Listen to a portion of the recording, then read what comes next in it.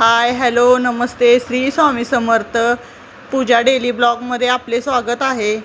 काल बघा भरपूर पाऊस चालू होता, वारं वादळ चालू होतं भरपूर असं। आणि पोरं मग काय करायचं म्हणून पोरं घरातच कॅरम खेळत बसलेली, कारण जोराचा पाऊस होता त्याच्यामुळं काहीच करता येत नव्हतं। म्हणजे बाहेर पोरांना खेळायचं येत नव्हतं। आमचा पूर्ण कट्टा, घरात खिडक्यातनी पाणी सगळं, म्हणजे भरपूर असा पाऊस होता। कसा बी वाकडा तिकडा पाऊस चालू होता आणि विजा कडकडत होत्या, गारा पडत होत्या छोट्या छोट्या।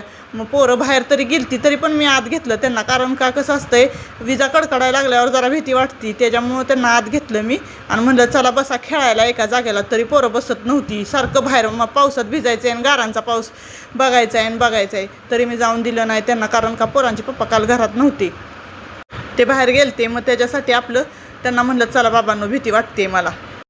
मग काल पोरांना म्हणलं, मग पाऊस पडत होता मग काहीतरी गरम गरम खायला लागतंच बघा पोरांना। मग रात्री अशी भजी केलती आणि भजी खायची होती त्यांना, मग भजी म्हणलं खायचं आहे पट्ट दिशीन तर चला।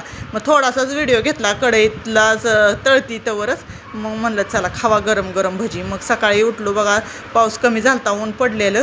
मग चला म्हणलं देवपूजा वगैरे करून घेतली सकाळ सकाळ। मग आज म्हणत आज चाल गजरा लावलाय, कारण का आमच्या झाडाला भरपूर फुलं लागतात त्याच्यामुळे मला गजरा आवडतोच।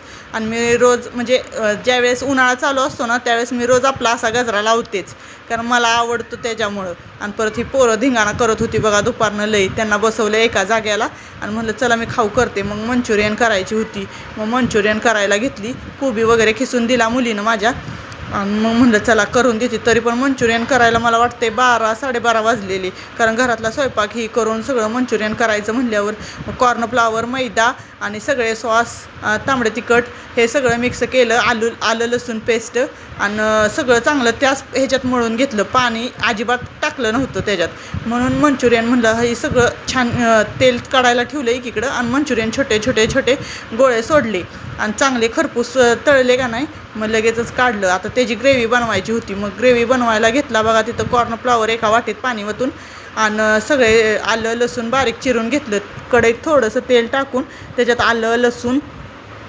कांद्याची पात वगैरे काहीच नव्हती घरात, मग काय नाही केलं आपलं नुसतं कांदा आणि कोबी खिसलेला तेवढा टाकला त्या ग्रेव्हीत आणि लगेचच सगळे सॉस टाकले। आणि तुम्हाला सांगते लगी परत ती कॉर्नफ्लावरचं पाणी केलेलं होतं ती वतलं त्याच्यात आणि सगळं ग्रेव्ही अशी छान करून घेतली। मग आधी मुलांना असे कोरडेच खायला दिले, पण मुलं म्हणली छान झाले, मग सगळी म्हणजे सगळीच होती इथं सगळ्यांनाच खायला दिलं। मग परत दुसरं बघा ग्रेव्हीतलं केलं, थोड्या मुलांना ग्रेव्हीतलं खायचं होतं, मग ग्रेव्हीमध्ये काय लई नव्हतं पण तरी पण आपलं केलं, हे अशी ग्रेव्हीतली झालते बघा। आणि परत मग 4 वाजताचं टायमिंग होतं, मुलांना झोपून उठल्यानंतर काय तर खायला द्यायला पाहिजे ना, म्हणून आपलं सफरचंद आणि चिक्कू त्यांना खायला दिलं बघा। असं खात नव्हती पण थोडंसं चारावं लागते, कारण का थोडं नादी लागस्तवर।